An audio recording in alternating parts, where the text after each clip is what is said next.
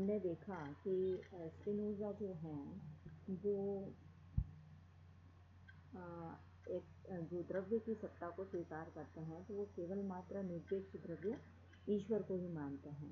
और जो निरपेक्ष द्रव्य ईश्वर है उसके जो दो विशेषण हैं, विस्तार और विचार, उन दो विशेषणों को ही मानवीय बुद्धि जो है वह जान पाती है। तो आगे अब हम ये देखते हैं कि जो विशेषण हैं वो विभिन्न प्रकारों में अभिव्यक्त होते हैं। प्रकारों से स्पिनोज़ा का तात्पर्य द्रव्य की परिवर्तित आकृतियों से है, अर्थात प्रकार वस्तु की आकृति के अतिरिक्त दिखाई नहीं दे सकता है। विस्तार के विशेषण की अभिव्यक्ति विशेष वस्तुओं में होती है और चिंतन के विशेषण की अभिव्यंजना जो है वो विशेष प्रत्ययों या संकल्प क्रियाओं के प्रकारों में होती है। विशेष वस्तुओं और प्रत्ययों के अतिरिक्त अमूर्त विचार और अमूर्त विस्तार जैसी कोई भी चीज़ नहीं है। उनकी प्रतीति सदैव विशेष प्रत्ययों और विशेष वस्तुओं में होती है। वैयक्तिक दृष्टि से मन और शरीर द्रव्य के ससीम व्यवहारिक प्रकार हैं। मानव जो है वह प्राणियों के अलग अलग मन चिंतन के विशेषणों में आते हैं, जबकि वस्तुएं हैं विस्तार के विशेषण के अंतर्गत आती है। नित्य असीम द्रव्य अपने को सदैव विभिन्न प्रकारों में नित्य तथा अनिवार्य मानसिक और भौतिक आकृतियों में अथवा प्रत्ययों में नित्य तथा अनिवार्य मानसिक आकृतियों में अथवा प्रत्ययों में और वस्तुओं की व्यवस्था में व्यक्त करता है। इस तरह की असीम और अनिवार्य प्रत्यात्मक व्यवस्था को स्पिनोज़ा निरपेक्षता असीम बुद्धि कहता है। विस्तार के प्रकारों की व्यवस्था को वह गति और विश्राम कहता है। गति और विश्राम जो है विस्तार के प्रकार हैं। विस्तार के बिना उनका अस्तित्व संभव नहीं हो सकता है। ईश्वर की असीम बुद्धि गति और विश्राम की समस्त व्यवस्था संपूर्ण विश्व का चित्र व्यक्त करती है। समस्त विश्व जैसा है वैसा ही रहता है, उसमें स्वयं कोई परिवर्तन नहीं होता, हालांकि उसके अंशों में परिवर्तन होता रहता है।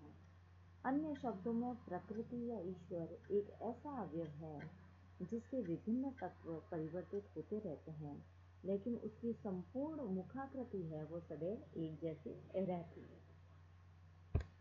आगे हम देखते हैं कि विशेष ससीम वस्तु और मन निरपेक्ष द्रव्य ईश्वर के प्रत्यक्ष कार्य नहीं है। प्रत्येक ससीम वस्तु का अपना निमित्त कारण किसी अन्य ससीम वस्तु में होता है। इसी तरह कारण कार्य की व्यवस्था ससीम वस्तुओं में होती है, किंतु विशेष प्रत्ययों और विशेष वस्तुओं की कारण कार्य मूलक श्रृंखलाएं अलग अलग होती है। विशेष प्रत्यय का कारण विशेष प्रत्यय ही होगा। इसी प्रकार प्रत्येक विशेष वस्तु का कारण विशेष वस्तु ही होगी। विशेष के बिना विशेष की सत्ता नहीं हो सकती। विशिष्ट वस्तुओं की सत्ता जो है सार्वभौम द्रव्य के लिए अनिवार्य नहीं है। विशेष वस्तुओं या प्रत्ययों का अवतरण सीधे ईश्वर से नहीं होता। सार्वभौम द्रव्य से तो विचार और विस्तार ही फलित होते हैं, जो अपने को विभिन्न प्रकारों में अभिव्यक्त करते हैं। इसलिए विस्तार और विचार दोनों ही प्रकारों के रूप वस्तु बन जाते हैं, जिन्हें मानवीय बुद्धि भली भांति जान पाती है। स्पिनोज़ा जो है ये स्पष्ट मान्यता है कि हम सार्वभौम द्रव्य की धारणा से विशिष्ट वस्तु या ससीम द्रव्य की उत्पत्ति नहीं कर सकते।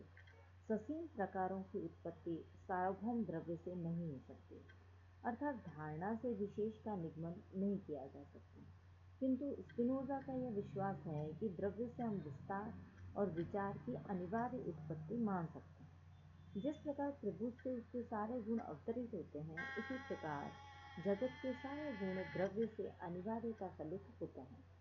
त्रिभुज की धारणा में हम विभिन्न त्रिभुजों की सत्ता, संख्या, आकार और आकृति का निगमन नहीं कर सकते। इसी प्रकार द्रव्य की धारणा से हम जगत की विभिन्न ससीम वस्तुओं की सत्ता और गुणों का आविर्भाव नहीं मान सकते। द्रव्य की धारणा से उसका अनिवार्यता आविर्भाव नहीं होता। द्रव्य में जो असंख्य विशेषण हैं, उनमें से केवल विस्तार और विचार को मानवीय बुद्धि जान पाती है। फिर ये दोनों ही अपने विभिन्न प्रकारों में अभिव्यक्त होते हैं। इस तरह प्रकारों यानी जिसको हम मोड्स भी कहते हैं कि सत्ता संयोगात्मक और आकस्मिक ही है। स्पिनोज़ा उनकी इस ढंग से व्याख्या करता है कि विशेष वस्तुएं अन्य विशेष वस्तुओं के कार्य हैं। यहाँ पर विशेष वस्तुओं की विशेष के द्वारा व्याख्या से हम मामूली वैज्ञानिक विश्लेषण तक ही सीमित हो जाते हैं, जो अधिक गंभीर नहीं है। शाश्वत दृष्टि से यहाँ भौतिक व्याख्या का प्रश्न ही नहीं उठता। वास्तव में मनुष्य की सीमित बुद्धि यह नहीं समझ पाती कि अमूर्त द्रव्य से मूर्त जगत का जन्म किस प्रकार होता है। शाश्वत दृष्टि से देखा जाए तो ईश्वर असीम विशेषणों का नाम है। काल अथवा कल्पना की दृष्टि से ईश्वर जगत है। यह हमें ध्यान में रखना चाहिए कि प्रकृति जो है इंद्रिय प्रत्यक्ष और कल्पना में अनेक रूपों में प्रतीत होती है, जो अपूर्ण दृष्टिकोण है। हमारी बुद्धि के लिए प्रकृति एक सार्वभौम द्रव्य है और विशेष वस्तुएं उसी के सीमित रूप हैं। विशेष अन्य विशेष रूपों का जिनके कारण द्रव्य अपने को व्यक्त करता है निषेध है। अतः कोई भी प्रकार द्रव्य के प्रकार में ही रह सकता है। द्रव्य स्थायी सिद्धांत है, यह नित्य मूलाधार है। प्रकार सदैव परिवर्तनशील है, इसलिए कोई विशिष्ट प्रकार स्थायी और नित्य नहीं होकर सार्वभौम द्रव्य की क्षणिक अभिव्यक्ति होती है। स्पिनोज़ा द्वारा प्रतिपादित जो प्रकारों का सिद्धांत है तो उसकी बुद्धिवादी मान्यताओं पर आधारित है। तार्किक दृष्टि से विशिष्ट सचिन प्रकारों का ईश्वर से सीधे अवतरण नहीं हो सकता, इसलिए उनमें कोई वास्तविकता अथवा अनिवार्यता नहीं है। वे अवास्तविक हैं अर्थात यथार्थ नहीं है। अनुभव से तो यह मालूम पड़ता है कि यद्यपि विशेष प्रकार स्थिर नहीं होते, फिर भी वे जिस श्रेणी या जाति वर्ग के होते हैं वह सदा रहती है। इसलिए प्रकार इस अर्थ में असीम, शाश्वत और अनिवार्य हैं कि वे विश्व के रूप में परिवर्तित नहीं होते।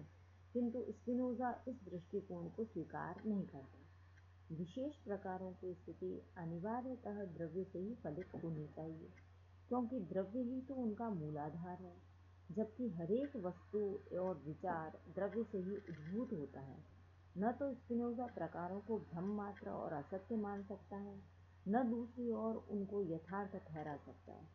ये एक विचित्र सी स्थिति हो जाती है, क्योंकि जगत की बुद्धिमूलक व्याख्या करने के प्रयास में स्पिनोज़ा इस कठिनाई में पड़ जाते हैं। वे ज्यामितीय पद्धति से जगत की व्याख्या करना चाहते हैं, जबकि दूसरी ओर वह तथ्यों की भी अवहेलना करना नहीं चाहते। तर्क और तथ्य दोनों के प्रति न्याय करने के प्रयास में स्पिनोज़ा ने ईश्वर के अनिवार्य प्रकारों और अनित्य प्रकारों में भेद भी स्थापित किया। फिर भी उसके दर्शन में द्रव्य, विशेषणों और प्रकारों के संबंधों को लेकर परस्पर विरोधी विचार दिखाई देते हैं। वह उनको अलग अलग मानता है, पर तीनों में अनिवार्य संबंध प्रतीत होता है। इसे भी हम छोड़ नहीं सकते। इस प्रकार स्पिनोज़ा ने अपने दर्शन में द्रव्य, विशेषण और प्रकार इन तीनों सिद्धांतों से यह समझाने का प्रयास किया कि कैसे एक जो निरपेक्ष द्रव्य है उसके द्वारा हम जगत की व्याख्या कर सकते हैं।